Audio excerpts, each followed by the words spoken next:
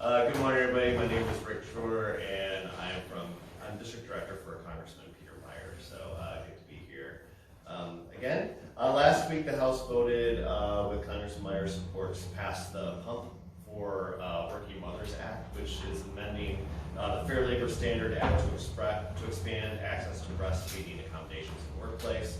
That was also supported by the U.S. Chamber of Commerce. Peter also voted to hold Steve Banyan in contempt after he refused to comply with a subpoena issued to him by the Select Commission investigating the events of January 6th. Peter voted in support of this after just full and fair consideration of the House's authority to exercise its power of inquiry, and feels like we've got to hold the same standards for everybody.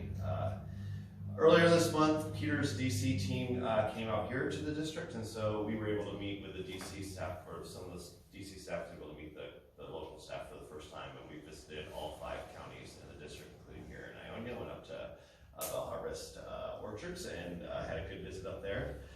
The conversations regarding reconciliation and the infrastructure package are going to continue to happen this week. We don't know whether or not there will be a vote this week in the House, but if it does happen, it would probably happen midweek, because they're only in session from Wednesday or from Monday to Thursday.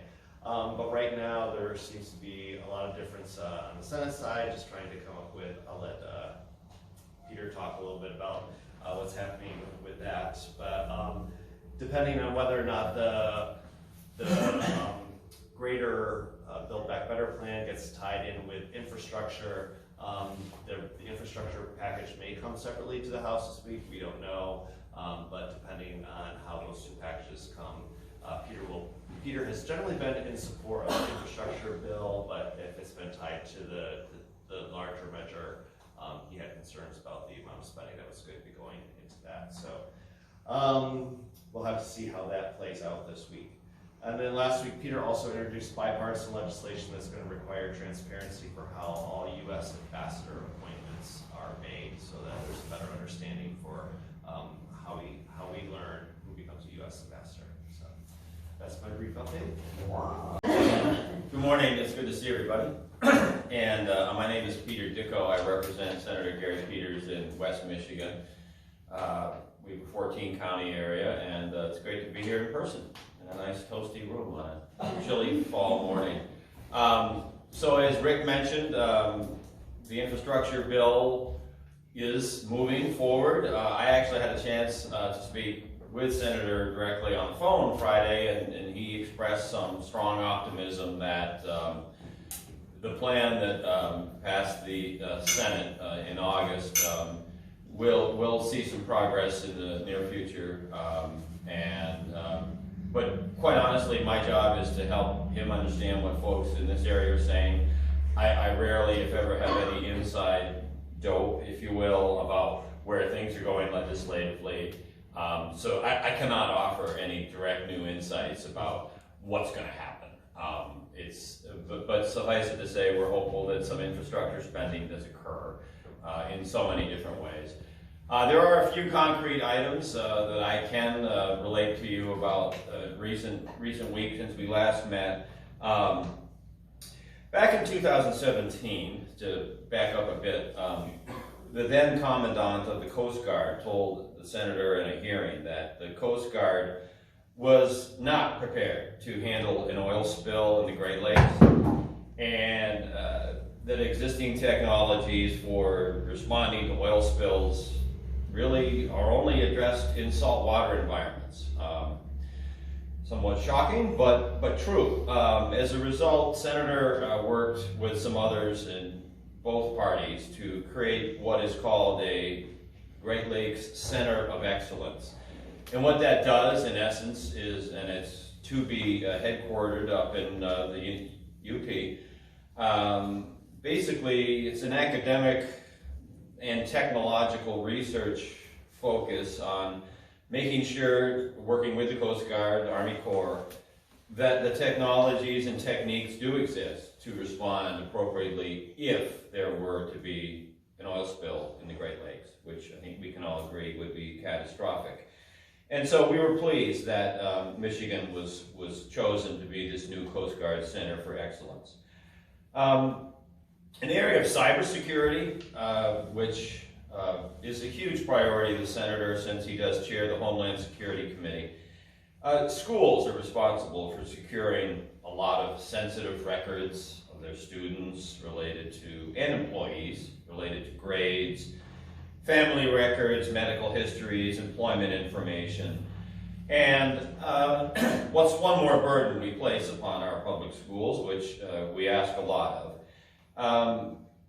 So recently, signed into law was a bipartisan bill that the senator authored, which does enhance cybersecurity assistance to K-12 educational institutions across the country. It helps them bolster protections by instructing the Cybersecurity and Infrastructure Security Agency, a group called CISA, which you'll probably hear more about in the future, to examine the risks and challenges that schools face in securing their unique systems. And so that is something that we were pleased to see. And then finally, what is maybe not as well known as perhaps it could be, but is that Michigan is really a fairly active player in national defense. And some of it is through monitoring of hotspots through drones and other remote capacities. We have an outpost at the National Guard facility in Battle Creek. So the National Guard just recently approved the stationing of a new intelligence and electronic warfare battalion in Michigan. This would expand the National Guard's intelligence, surveillance, reconnaissance, and electronic warfare capabilities. Electronic warfare is really the future of it in many ways because it reduces the harm to individuals directly that are on the ground. So this activation of the battalion is not going to happen immediately.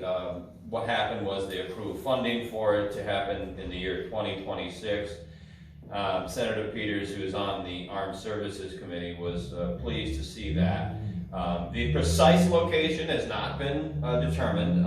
Certainly there's a strong likelihood that it might be in Battle Creek because they already have a pretty significant infrastructure there for drone warfare and other elements of it. So, but it's a recognition that Michigan's capabilities are strong and that the federal government wants to reinvest here. So those are my highlights. Good morning, everyone. My name is Melissa Fish. I'm the West Michigan Regional Liaison for Governor Whitmer's team, covering 22 counties. And so I'm, I think last time I was here, we were all doing our budget victory laps, which was fantastic.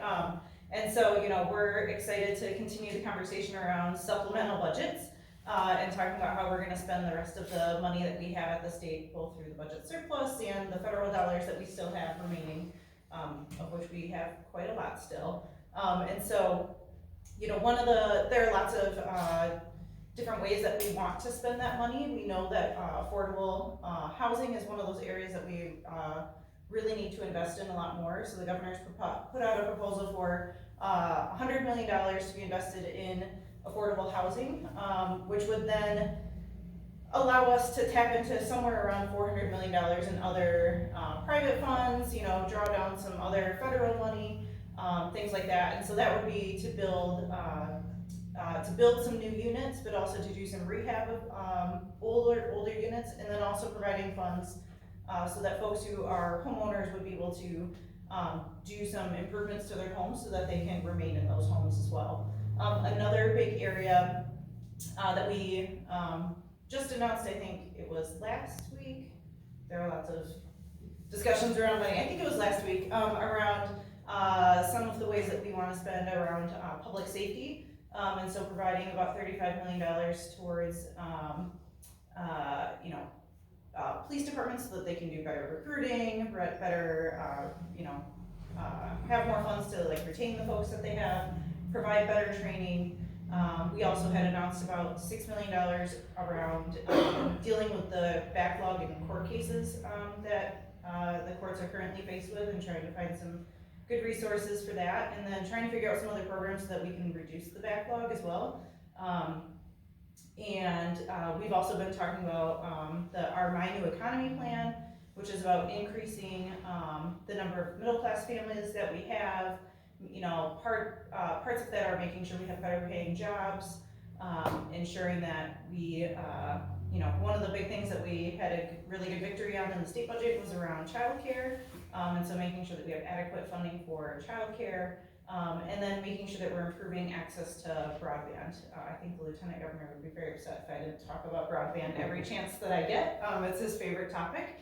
And so making sure that all across the state of Michigan, folks have access to broadband and they can afford the access as well. Because it doesn't really matter if it goes to your home if you can't pay for it. And so we think that access to the internet is a vital resource at this point, right? I think we've all learned that throughout the pandemic that we need to have that, and so that's another big area that we're going to be investing in, or that we want to invest in, is around access to broadband. So those are some of my ideas. Thank you. My purpose for standing up here at this point, because I have my trusty sidekick here, is that my contract guarantees me 15 minutes of on-camera time. So that's why I'm here. Who is next? Representative Calley. Okay, Julie, come on up.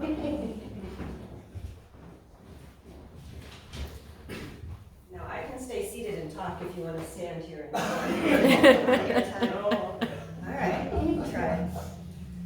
I don't think I see anybody from Senator Bison's office. So along the same discussion of supplemental funding, I did notice recently that the Senate is working on a water quality portion of the supplemental. So I know that has become front and center for a few reasons, and it will continue to be discussed here at the, in Lansing, not here. Last time we were together, I know I talked about childcare and how it's one of the barriers to much of our workforce returning. And so I wanted to give you a small update there. The House did pass a package that really is trying to update and cut down on the bureaucracy and the red tape that either existing providers or maybe a startup would encounter. And so I had a small bill in that package. We're happy to see that move over to the Senate for further consideration. I think it's really important to allow people access to childcare, quality childcare, so that they have that peace of mind and they can go back to work.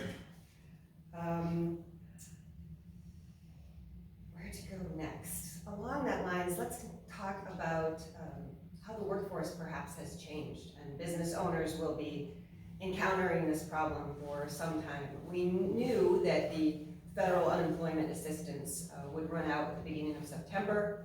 And the assumption on my part was that we would see perhaps more people return to work. We've seen a small uptick, but not nearly what employers were hoping for, because there isn't an industry out there that has adequate employees. What we are seeing a lot of, as you can expect, is competition, right? There's a significant amount of movement within the workforce because now employers are having to compete for those highly qualified individuals. So the cost of doing business is going up for all of you that own businesses. And what may happen is that we've seen some older employees in the workforce decide to take a step back because of COVID, and they may not return. And if they don't, we are facing a long-term challenge because Michigan is a top 10 state when it comes to aging demographics. We don't have enough young people to fill the slots. So hopefully we can continue to attract talent up this way. We're a great place to live and play and work, and we can continue to work on getting that message out, right? Kim, I have to echo your broadband comments, absolutely, and I'll just throw this out here. You are in a town that did a broadband study a few years ago, thanks to a state program, and found out that a number of businesses on this street maintained a landline because they couldn't get a cell service to process credit cards. So it is a very real challenge for a number of reasons, and very important now that COVID has come along. As you all know, maybe some of you have employees who are doing some work out of the house, but it becomes much more challenging if you don't have that critical component of reliable broadband access. We did get it during COVID, and I can tell you it's life-changing. If you follow my husband through his path at the Small Business Association, you know he was working from his car for about the first 4 months because he would drive closer to the expressway to get a decent signal, and therefore he could do his video meetings and continue on with his business. I was stuck at home with a not so great signal and the kids who were supposed to be learning online. We at the House passed, again, a piece of legislation that would help small business owners and give them consistency. There's a tax credit that's available to larger businesses and C-Corps. The first time that legislation went through, it was not successful at the governor's desk, but this has been part of the budget negotiation. We tweaked the bill somewhat, and we are hoping to see bipartisan support continue for our small business owners. Election integrity continues to be a focus. We have a really good system here in Michigan, but that doesn't mean that we can't make improvements. And so we have ongoing discussions as to how we can make some improvements, and there may be some disagreements along the way, but the bottom line is that we want everybody who comes to the polls or sends in their ballot through the mail to have confidence that their vote counts. And so it's really important that we look for ways to improve. There was a measure recently that was vetoed, but because of funding. So we'll go back and we'll talk about funding. But I think it's very important that everybody along the chain of command and the events of the day is well trained. And so there's a bill out there that would have provided for some outlines and standards when it comes to being a poll challenger. How can you get trained properly to be a poll challenger? Because we actually have a very intricate system here in Michigan, and we differ from a lot of states. Many people don't understand that there is a federal framework for election laws, but state to state, we actually are quite unique. And Michigan relies on paper ballots, and we always should. That seems archaic, but it's traceable, it's recountable, and it is absolutely essential that we continue there. But for our poll challengers, if they can come in and have the confidence that they've been well trained and they know exactly what to look for and what might be problematic, we think that will make things run smoother for everybody. We talked a little bit last time about legislation that would continue to support our 911 infrastructure. I'm happy to say that went through the House committee since we last talked. I'm hoping it'll come up for a vote on the House floor, perhaps even this week. And that would continue the safety and the reliability that you're used to when you dial 911 or when your neighbors or friends do. Just a quick plug, I have local office hours on the 17th of November. I try to hold those monthly, and I've had an incredibly good turnout. We've done some outside because of the size and the social gathering concerns, but now we're being driven inside. So I look forward to that continued dialogue. We talked somewhat about unemployment last month, and I just have an update in that the House did call for, by resolution, the resignation of our interim director. We have continuing concerns with how people in need are being served, and we want to make sure that they have timely access to a responsive State Department. For my own committee, I chair the local government committee, so just a couple updates on what we'll be looking at this week. There is a proposal out there that would take county commissioner terms to 4 years. Your county commissioners are currently elected for 2. They are the only county official that is elected for 2 years, and they've been asking the legislature for some time to have this conversation. It's one of those that you probably see every term, but you never know with a new crop of legislators what will take spark. So we will have that discussion in committee this week. And we are also dealing with personal property taxes on heavy rental equipment. So if any of your members, chamber, are in the construction business, they might be interested in this. So when you have heavy rental equipment, it's actually taxed based on where it is located on one day of the year. And our assessors run around trying to find this equipment and to properly proportion those taxes. So the proposal would be to do away with the chase and just put down a plain excise system. A number of states have gone to this, and it would be much easier for everybody involved. Thank you.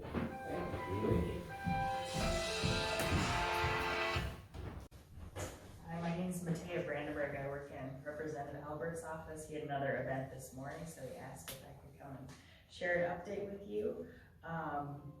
Piggybacking on Melissa's comments, there's a big focus on supplemental budgets right now and sifting through the money coming from the federal level, from the American Rescue Plan Act, And so Rep. Albert and the colleagues he's working with are trying to be, deliberate with how these funds are used, wanting to focus on one-time investments that have a high rate of return, have a high positive impact here in Michigan.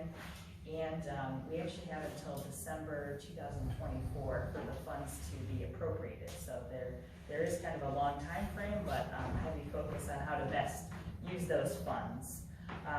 And also looking at a little bit using funds as an option for a rainy day fund in the case of a recession, in case of economic trouble, making sure some funds are available for that purpose as well.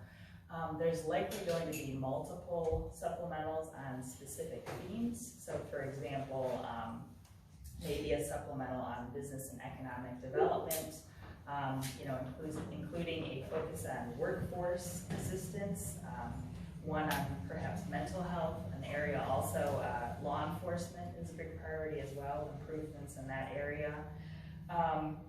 And I guess lastly, Rep. Albert mentioned there was recently a Detroit Free Press article that highlighted that some chambers of commerce in Michigan have formed together, some of them, not all, to discuss the new federal vaccine mandate and the impact on businesses here in Michigan.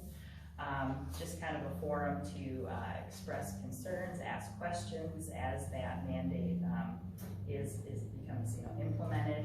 And so Rep. Albert was just wondering, here at the local level, what do businesses think about that? What challenges are local businesses facing? What concerns might they have?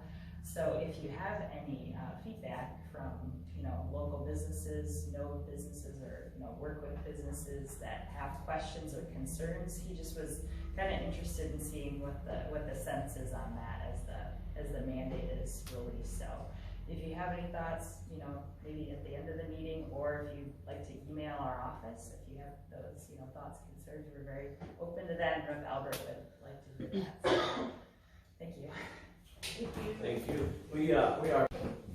Well, good morning, everybody. Precia Garland from the city of Ionia. A few updates for you.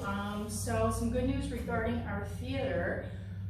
We were successful in making application earlier this year, and we just received supplemental funding from the Small Business Administration for what's called a shuttered venue grant. And so we just received an additional $67,309 to help us through the COVID period where theater was completely shut down. So that brings the total received to $201,930. So we're very thankful for that. Additionally, the theater is celebrating its 90th anniversary this year, and there will be a birthday celebration on the evening of November 6th. Doors open at 6. The program will start sharp at 6:30. It's a murder mystery to celebrate the birthday, and the program is The Cat Screamed at Midnight. So it sounds pretty interesting. Tickets are currently on sale, $20. Available at the theater and City Hall, $30 at the door. So we invite you all to join us for that. The cold weather cooler weather, I should say, is upon us, as well as the rain. So we all know that the leaves will be coming down in droves very shortly. So if you live in the city, I would encourage you to look on our website regarding bagged leaf pickups. So we have a schedule that's been posted for when we will pick up your bagged leaves in the neighborhoods, and we'll run through both this month in October and also in November, and it's structured by street, so check that out. Pretty much if you put your leaves out there, we'll eventually get to them, but we do have a schedule, so if you are watching that schedule and follow that, we'll get there sooner than later. It's a busy time for us administratively right now.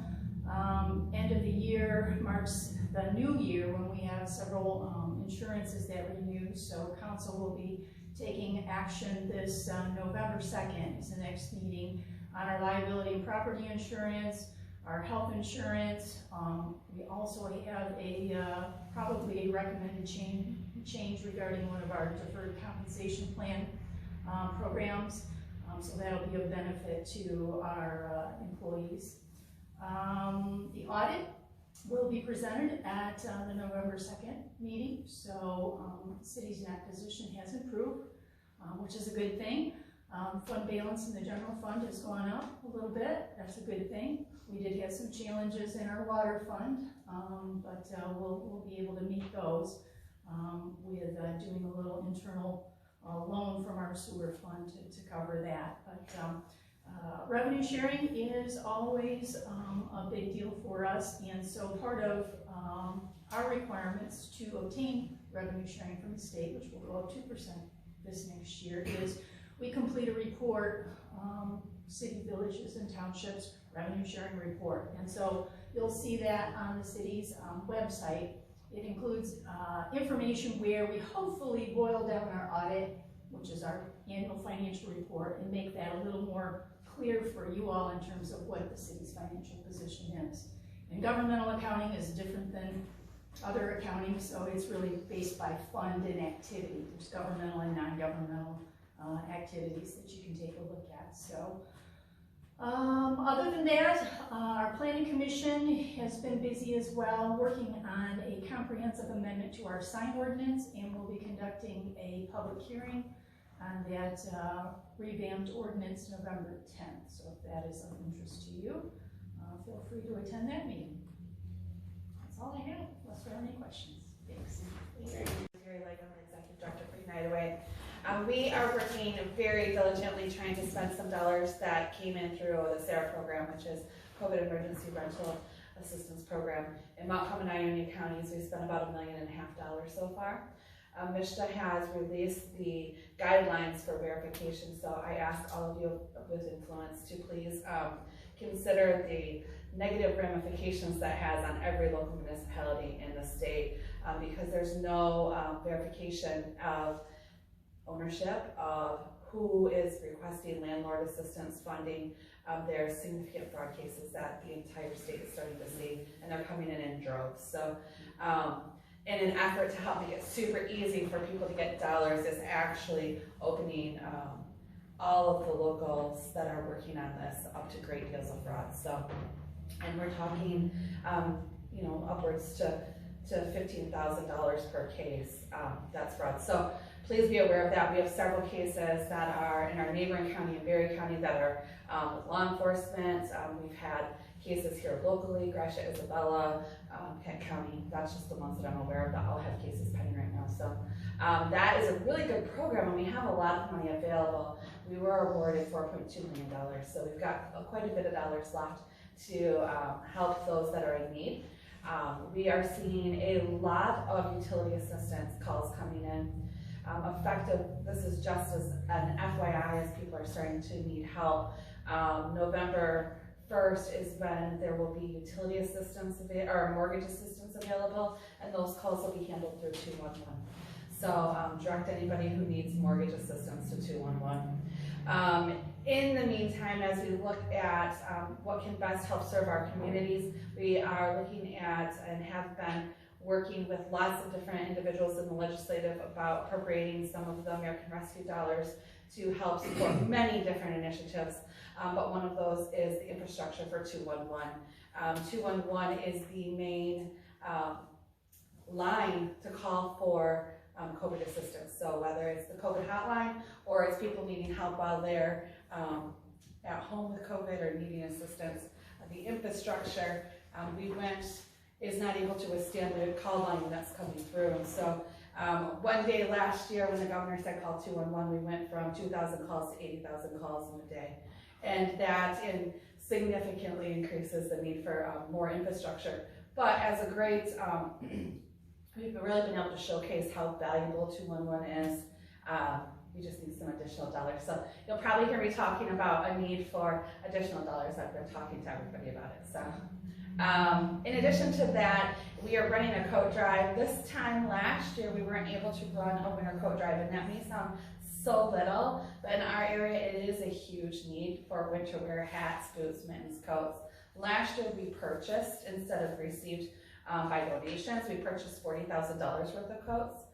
This year, I'm gonna cough. I apologize, going into everyone's heat is causing my throat to not respond well. But anyways, we are accepting used and new co-specimens, and we do not have near the quantity that we need for this community. So I ask that you share that information because the need is huge. Other than that, we're plugging away like crazy. Yes, ma'am. Where do we drop those off? You can actually just contact me, and I have our little team of people going around picking stuff up. We normally have drop-offs at banks, but because of the situation this year, our drop-off locations is really just United Way, or we go around. Our office has seen immense growth. While hiring is a significant challenge to accommodate this growth, we will have multiplied by 4 times since the beginning of this year in staff. So it has been a great opportunity for us to have some really skilled people come join our team who are, like Julie mentioned, the ones that are changing over and deciding that they don't want to stay in the workforce. They bring with them immense amounts of skill that are just looking for something a little less stressful. So we've been very fortunate to see that, though we do have 4 positions open. So the answer is, Matthea, it's a need everywhere I go. In January, we will be holding our Community Leaders Conference where we will have the Upjohn Institute that will be rolling out our affordable housing study for both Montcalm and Ionia counties. A little bit different than the Rising Tide that was done here in Ionia County. This looks at both counties as a whole. So that will be coming, save the dates will be coming for that. And the last thing that we're doing right now is we are doing a community needs assessment for our youth, looking at middle school, high school, and 18 to 24-year-olds. We often hear what kind of services they need, but we don't have anyone actively in the community that's asking them. So as of right now, all of our school districts, I think Ionia's goes this week, all of our school districts have been participating in a survey out to our kids. We really started that initiative to identify homeless kids because we have a lot of homeless kids, and so that's where it began. And the things that we're starting to see as different school districts are reporting are staggering and eye-opening. Some of those school districts, their top needs are heroin usage in middle school. Like, I didn't even know that was a thing. So we'll be sharing that out in the hopes is that we can really bring some really good supports to our communities, and we know that what happens in Belding isn't what's happening in Portland, and what's happening in Portland isn't what's happening in Howard City. And so we'll be able to look at each individual community, and we'll be able to look at the region as a whole. So that will be coming out in January as well. So save the dates when those come out. I would encourage you to RSVP back. Thank you. Yes? With the SARA funds, those are federal funds being administered through Michigan? Yeah, Okay, so where's the verification rules? Where are those being? they're on, so they were set on MSHDA. MSHDA had a long requirement of verification rules, and then last month they released them all and changed because we needed to spend down dollars. They removed the verification. So verification would be proof of ownership, that you actually own the building that your tenants live in. It could be proof of income, that somebody really isn't working and that they need assistance. So that started with federal dollars, but there are state dollars that are coming right back. They're going to piggyback on with state dollars. So it's something that we have to get worked out before we start to get more monies coming towards us. We're anticipating that March timeframe is when the state dollars will come. Thank you. I am Shanni. I'm from the Ionia Community Library. Dale, who's our director, wasn't able to be Shanni, why here. don't you add? Okay, all right. I have all kinds of information, but the last year that we have good information is actually 2019. 2020 we were closed for part of the year, and then we had hours that were actually compacted. So this is from the Institute of Museum and Library Services for 2019. We actually had almost 51,000 people come through our library doors in 19. So that is huge. And part of that is we have a service area of, I think it is, where are we at here? 7 17,469 people. That's not including the prisons, because that always kind of gets lumped in there. And of that, we have 7,500 people hold library cards. So that's a huge part of it, but it could be even more. With COVID, we actually instituted, we've got e-cards so that people can get our e-books. We're putting more money towards our e-resources, magazines, newspapers, that kind of things. In our building, we only have about 32,000 items in our building, which if you look at any of the other local libraries, they have more than that. If you go back, maybe kind of piggybacking on Dave, it is citizensforicl.org. If you go to that website, you can see a lot of the information, a lot of the numbers. Every other library in Ionia, and I am talking Belding, Lake Odessa, Portland, Saranac, and Clarksville, all within the last decade, have actually improved their library. They've either added on to their library or they've got a new facility. Ionia is the only one that has not done that, and we actually have the smallest square footage. Belding has got twice what we have got as far as square footage. Portland is the only one that has a larger building than what we have. They have 14,400 square foot. Mercantile Bank was amazing. They did donate their local bank to us. And as Steve was saying, there's a lot of stuff in the community right now. For example, it's over a period of 25 years, we are looking at like $10.3 million. But we have secured a loan through the rural development at a very low interest rate. It's lower than what our bond would have been. And so it's actually a savings over what we did before. It is for 25 years. Normally rural development wants a 30-year loan. We did talk them down to 25 years. And so a big part of that is the construction and the remodeling of the building. But some of it is interest. You know, you have to pay back interest. We all have mortgages or loans. We all know what that is like. We actually circulated 81,000 things in 2019. So it's really hard to believe that little building, 5,500 square foot. If you have not been in there, you're welcome to come down. It's just at the other end of Main Street. It isn't a historical home. And I personally, last year or this year, got stuck in the elevator. If you can call it an elevator, it's a lift. I am luckily the only person that we are aware of who has been stuck in it. I was in there for an hour. It was pitch black, and it is about the size of this area here. So we have some patrons who come in who are unable to actually use our second floor because they cannot get their little carts or whatever. We have an amazing family that we love. And the little boy comes in, he's in middle school, he comes in and gets all of the books for his entire family because they can't bring one of their children in because he's special needs, he's in a special wheelchair, and they can't get him into it. A couple other things is, this has gone up tremendously. You asked about the library usage. We had 7,200 people use our actual physical computers. We have got 11 computers in the library, and Greenville, for example, has 26, and Belding has 21 computers available, but we still serviced 7,000 people. Wireless went up, almost 11,000 people used our wireless.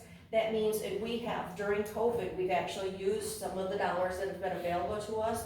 We've boosted our Wi-Fi, so you can actually sit on Library Street, Washington or Main, and use the internet. But we are hoping once we get down to Mercantile to work with broadband. We really, really are pushing broadband and hoping that we can actually have some kind of a signal downtown. I know there's a local business that offers internet downtown, but that shouldn't be a business's responsibility, quite honestly. People in our community too, if you've seen the no signs and everything else, big part of it are plans. Well, I don't know about you guys, when I wanted to build a house 25 years ago, my husband and I had some plans drawn up, just a little 1,500 square foot house, $500 for those building plans, and that's not all of the mechanical and electrical and everything that you would need. So when people say that, well, you don't have building plans, you're looking at $30,000, $50,000 or so to get those plans. So we figured that it was not in our best interest to take library money and spend that on plans until we actually had a millage passed, which is November 2nd, which is Tuesday. So we've done that. Also, there's been some question about weight of the books in the building and everything else.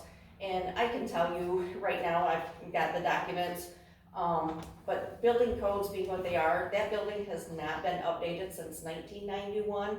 A lot of the HVAC and everything is 30 years old, so it's going to start going. We need to replace those things.